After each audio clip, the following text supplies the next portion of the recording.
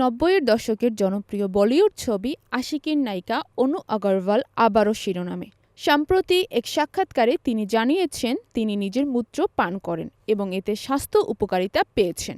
অভিনেতা পরেশ রাওয়ালের অনুরূপ মন্তব্যে কয়েকদিন পরেই অনুর এই বক্তব্য সামনে এলো, যা নিয়ে শুরু হয়েছে তুমুল আলোচনা।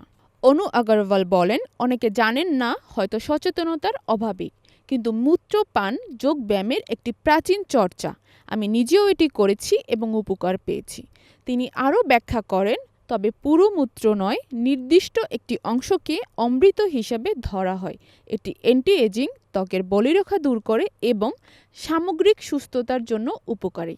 এই বিষয়ে বৈজ্ঞানিক প্রমাণের অভাব নিয়ে প্রশ্ন করা হলে অনু বলেন, বিজ্ঞান কত পুরনো, ২০০ বছরের, আর যোগব্যায়াম চলছে হাজার বছর ধরে।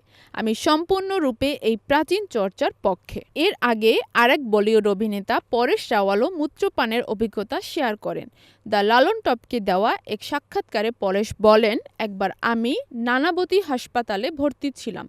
তখন অজয় দেবগনের বাবা বীরু দেবগন আমাকে দেখতে এসে পরামর্শ দিয়েছিলেন সকালে নিজের প্রস্রাব পান করতে। তিনি বলেছিলেন, যোদ্ধারা এটাই করে, এতে শরীরে কোনো সমস্যা হয় না। তবে এই ধরনের বক্তব্য নিয়ে তীব্র সমালোচনা করেছেন চিকিৎসক এবং লিভার বিশেষজ্ঞ সিরিয়াক অ্যাভি ফিলিপস, যিনি দ্য লিভার ডক নামে পরিচিত। তিনি সতর্ক করে বলেন, কোনো বলিউড তারকা করেছেন বলে কেউ যেন নিজের বা অন্যের প্রস্রাব পান না করেন।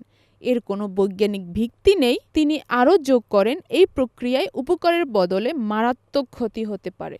এই মন্তব্য ও অভিজ্ঞতাগুলোর মাধ্যমে আবারও আলোচনায় উঠে এসেছে বিকল্প চিকিৎসা পদ্ধতি বনাম বৈজ্ঞানিক স্বাস্থ্যচর্চা বিতর্ক।